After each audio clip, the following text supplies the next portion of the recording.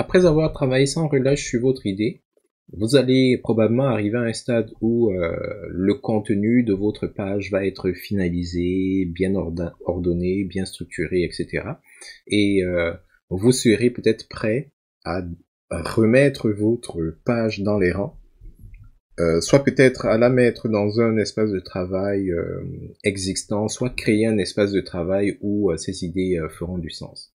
Parce que oui, moi je verrai la zone idée un peu comme une zone où vous rassemblez l'information non structurée, mais à un moment donné, après avoir collecté un certain nombre d'informations, vous voyez peut-être des thématiques qui émergent, peut-être des projets autour desquels certaines pages peuvent être fédérées. Donc ça peut être à ce moment-là l'opportunité de créer des espaces de travail associés et d'y greffer les idées. Donc supposons que l'idée du Millennium avec l'aide d'Alex a fait son chemin et que maintenant elle est prête à être intégrée à quelque chose de plus grand.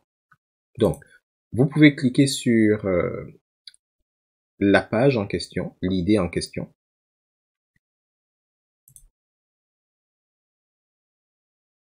Puis, dans le volet de navigation à gauche, vous cliquez simplement sur le bouton « Ajouter à l'espace de travail ».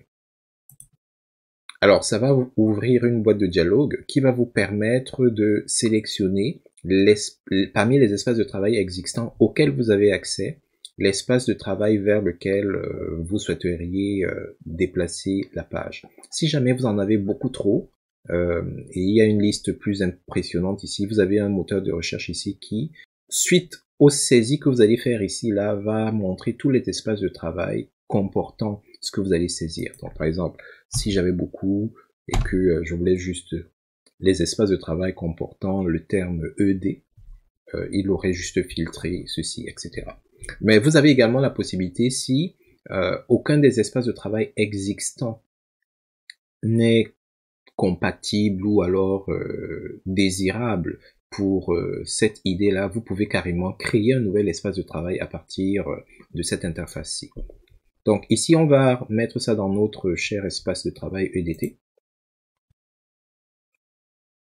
Et quelques secondes après, vous allez vous rendre compte que l'idée va voyager dans l'espace, littéralement, et se retrouver dans l'espace de travail que vous aurez sélectionné, avec tous les partages qui avaient déjà été effectués, si vous en aviez déjà effectué. Par exemple, ici, vous pouvez voir que Alex est là, il y a accès pareil. Bon, ici, ça change plus grand-chose parce que dans mon cas spécifique, dans cet espace de travail ici, Alex était membre, donc à partir du moment où la page arrive dans cet espace de travail, il y aura accès de toute manière. Mais non seulement Alex y aura accès, mais tous les autres membres de l'espace de travail y auront accès par la bande. L'autre particularité, c'est que si je repars au niveau des idées,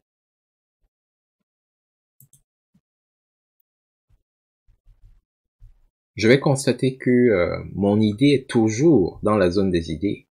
Alors vous pourriez vous dire, mais que se passe-t-il ce cas? Eh bien, tout ce qui se passe, c'est que lorsque vous êtes ici dans l'espace de travail où la page a été entre guillemets copiée, vous allez vous rendre compte que c'est un lien.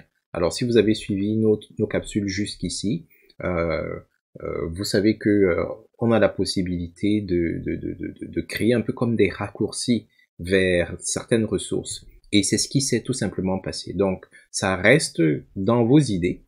La seule chose, c'est qu'il y a maintenant un lien qui a été créé vers l'espace de travail en question. Donc, une autre façon de déplacer vos idées et de les mettre dans un espace de travail une fois qu'elles sont prêtes, c'est de venir à partir de la page d'accueil dans la liste des idées, ok, de venir sur les 3 points de suspension. Donc, je vais par exemple prendre ici idée du siècle et de sélectionner dans le menu contextuel ajouter à l'espace de travail. Dans l'idée du siècle, je vais également la mettre dans EDT. Alors, c'est aller à EDT. Donc, si je reviens ici, là, et j'ouvre EDT, j'ai idée du siècle, et le principe est le même. Donc, je ne sais pas si vous pouvez voir.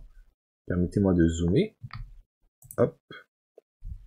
Donc, vous voyez que à côté de l'icône de la page, il y a ce petit symbole-là, qui veut dire que c'est un raccourci.